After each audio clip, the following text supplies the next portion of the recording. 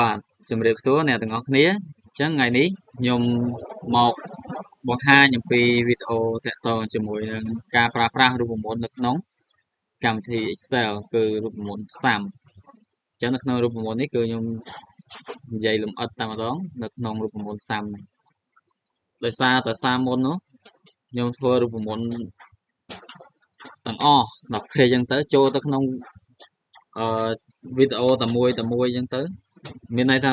វីដេអូមួយគឺមានរូបមន្តនឹងច្រើនពេលតែចូលមើលទៅឡើងវែងរង្វាន់អស់ហើយ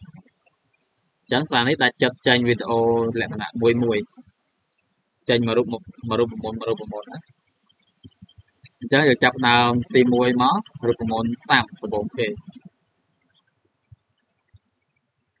អញ្ចឹងរូបមន្តសាំនេះគឺជារូបមន្តសរុបឬក៏ហៅថា total អញ្ចឹងយើងសរសេរ S U M រូបមន្តសាំ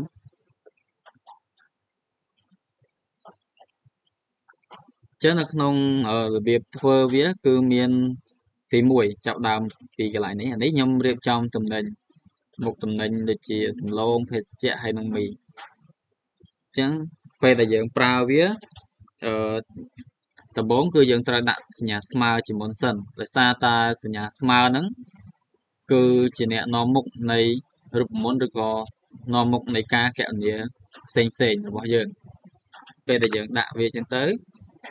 យើងវាយរូបមន្តយើងចូលមកអញ្ចឹងរូបមន្ត SUM S U M ពេលដែលយើងវាយទៅគឺវាលោតរូបមន្តនៅហ្នឹងណាយើងអាច select លើវាក៏បានឬក៏យើងប្រើបំពង់កញ្ចក់ក៏បានដែរបើកបំពង់កញ្ចក់អញ្ចឹងខ្ញុំ select លើវាមកទៅ2ដងពេលដែលយើង select លើវាឬក៏យើងដាក់បើកបំពង់កញ្ចក់គឺវានឹងជាទូទៅគឺវាបង្ហាញពីក្បួនខ្នាតនៃការប្រើប្រាស់រូបមន្តរបស់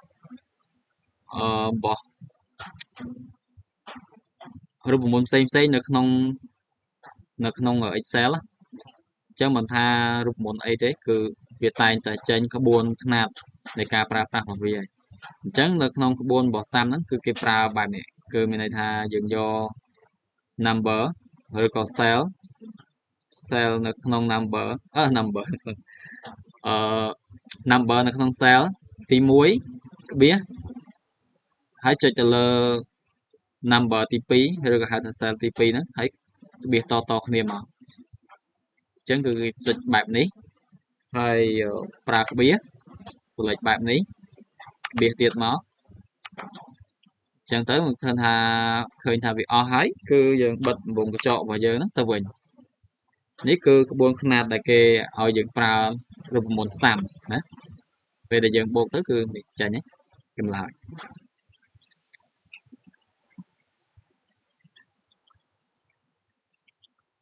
ចឹងនៅក្នុងរបៀបប្រើរូបមន្ត SUM ទី2តើគេប្រើបែបម៉េច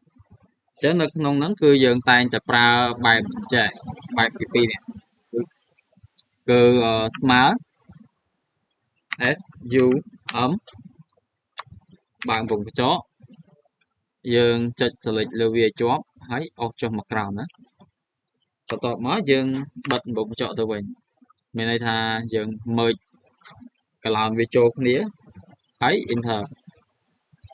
អញ្ចឹងវាចេញចម្លើយអញ្ចឹងវិធីសាស្ត្រពីរហ្នឹងប្រើមួយណាក៏បានដែរហើយនៅក្នុងករណីវិធីសាស្ត្រទី3គឺយើងប្រើបែបនេះស្មើ S U M បើកបំពង់កញ្ចក់បន្ទាប់មកគឺគេ select នៅផ្នែកខាងលើហើយបន្ទាប់មកប្រើចុច2អញ្ចឹងចុច2ហ្នឹងយើងលុបវាលុបខាងមុខ F4 ដែរJ4 ដែរលុបវាយើងចង់ដាក់ដល់ប៉ុន្មានយើងមើល cell របស់វាទៅនេះឧទាហរណ៍ថាកន្លែងនេះគឺវាចាប់ដើមចេញពី J ហើយមកដល់ខាងក្រោមនេះគឺត្រឹមនេះគឺ J7 អញ្ចឹងយើងចង់អស់ពី J4 រហូតដល់ J7 មានន័យថាយើងចង់ឲ្យសរុបពី J4 ដល់ J7 ហ្នឹងយើងសរសេរ J7 មក J7 នៅក្នុងករណីសរសេរនេះគឺវាអត់ប្រកាន់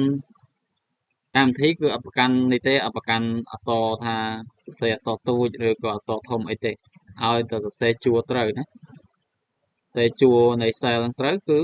វាឲ្យបែបនេះគឺវាលោតសញ្ញា off បែបនេះអញ្ចឹងយើងមើលទៅឃើញ off បែបហ្នឹងគឺត្រូវហើយបិទវងចកទៅវិញ enter អញ្ចឹងវិធីសាស្ត្រចុងក្រោយនេះហើយគឺជាវិធីសាស្ត្រមួយដែលយើងអាចយកទៅប្រើទៅលើការងារឬក៏ cell ដែលមានតម្លៃច្រើនមានន័យថាយើងអស់លើប្រអប់ច្រើនខ្ញុំឧទាហរណ៍មួយថាឥឡូវតម្លៃដែលគេត្រូវបូកសរុបហ្នឹងគឺវាចាប់ពីកន្លែងនេះណាចាប់ពីកន្លែងហ្នឹងទៅរហូតដល់មកនេះគ្រាន់តែឧទាហរណ៍ណាខ្ញុំដាក់ចោលដល់69អីចឹងចុះអញ្ចឹងនៅកន្លង10អញ្ចឹងបើសិនជាយើងប្រើសាំធម្មតាស្មើ s u m បានវងចកអញ្ចឹងយើងមិនត្រូវអស់ទៅលើតំណែងដែលយើងចង់បូកឬក៏តម្លៃដែលយើងចង់បូកមែនទេអញ្ចឹងយើងអស់លើវារហូតអញ្ចឹងមកឃើញចំណាយពេលយូរអត់នេះអស់ដល់ក្រោមហើយយើងឡើងមកលើវិញបិទវងចកបែបនេះហើយ enter នេះចម្លើយអញ្ចឹងកន្លែងហ្នឹងគឺគេមានវិធីសាស្ត្រនេះវិធីសាស្ត្រទី3ដែលគេធ្វើនេះគឺយើងដាក់ស្មើ f u m បើកវងចកមកអញ្ចឹងអាខាងលើនេះចាប់ដើមគឺ l l2 អញ្ចឹងយើងសរសេរមក l2 ហើយចុច2ដល់ប្រមាណ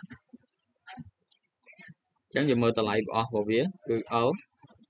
70អញ្ចឹងគ្រាន់តែសរសេរ l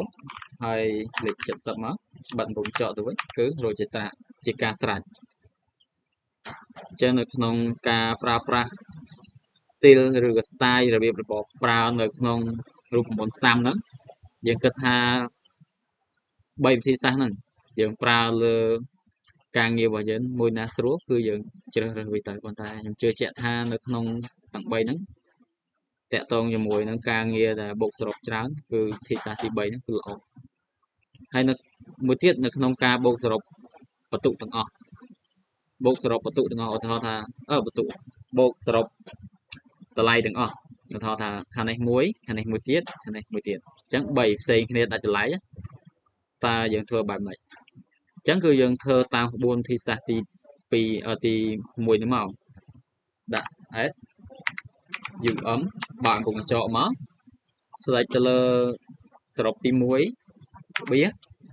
ចុចលើសរុបទី2បៀសរុបទី3អញ្ចឹងមកបិទវងចកទៅវិញអូខេ enter មករួចជាការស្រេចឬក៏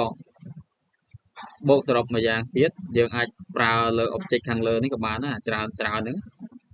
ស្មើ s u m អីចឹងទៅស្មើអស់ទៅលើវាទាំងអស់មក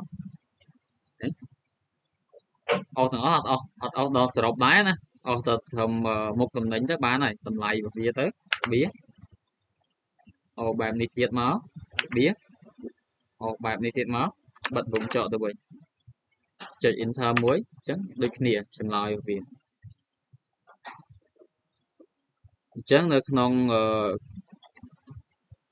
ការប្រើប្រាស់នៅលើរូបមន្តសាំឬក៏ហៅថារូបមន្តសរុបហ្នឹងគឺមានវិធីសាស្ត្រតែប៉ុណ្្នឹងឯងចឹងសង្ឃឹមថាអ្នកទាំងអស់គ្នានឹងយល់ហើយយកវាទៅប្រើតាមស្ថានភាពរបស់អ្នកទាំងអស់គ្នាកំពុងតែប្រើប្រាស់អញ្ចឹងជាចុងក្រោយជម្រាបលាជួបគ្នានៅវីដេអូក្រោយទៀតបាយបាយ